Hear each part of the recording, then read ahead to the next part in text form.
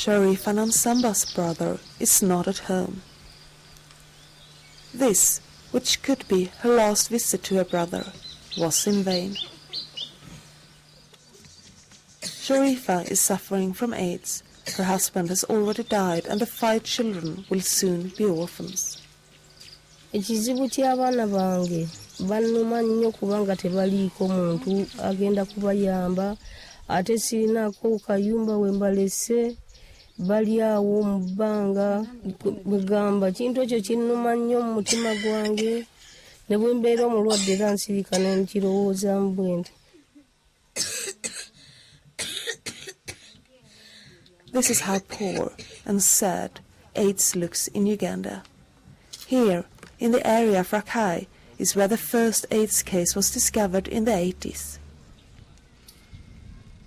Uganda fought AIDS successfully, but now the epidemic is increasing once more. Janina Kyomokama is 19 years old and she is visiting the health center to discover her HIV status.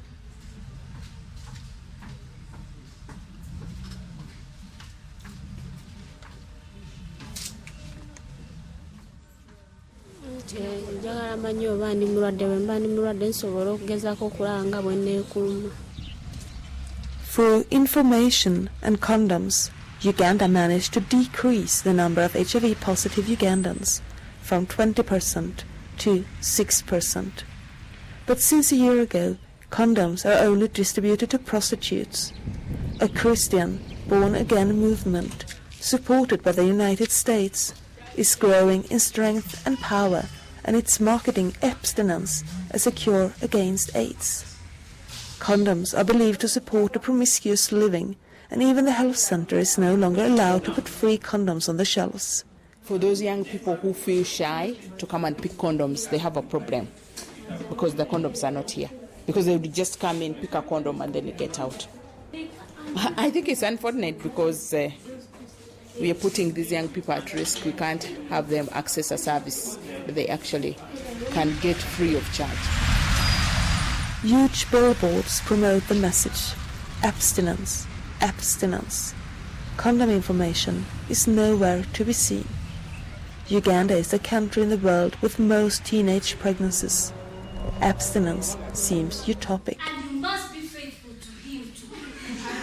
When once outspoken youth organizations visit schools to inform about AIDS, they do no longer talk about condoms.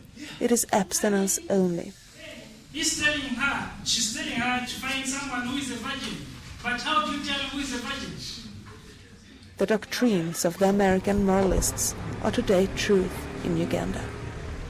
Ja, det är ju mycket allvarligt för att all evidens talar ju för att den effektiva ansatsen vad gäller HIV-AIDS-prevention är ju en bred ansats och där kondomer är den viktigaste delen, medan avhållsamhet och vara trogen-delarna har ju egentligen inte visat sig vara effektiva alls.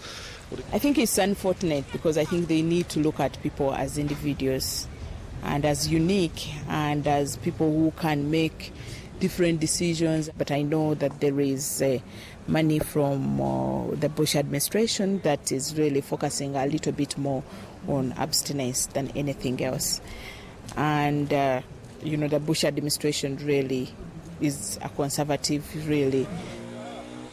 Uganda's U-turn in the condom issue has to do with aid. The American aid to Uganda for HIV/AIDS has tripled, and parts of the money is tied to abstinence projects. American Christian right is breaking through in Uganda, and Uganda's successful battle against AIDS is challenged. Befolkningen i Uganda utsätts för en mycket högre risk att smittas med HIV. Det tror jag är den direkta konsekvensen av en sådan satsning. We have more patients coming with AIDS, more than it used to be. We have a lot of patients with AIDS. I think over half of this world, patients have AIDS. A conservative government in the US is causing a new AIDS policy in Uganda. Here, at the hospital, are the already sick waiting for the final relief, and more victims in the epidemic are expected. Sharifa knows she doesn't have many days left. Her last wish is for her children, that they may be spared, that they will be able to protect themselves from the virus.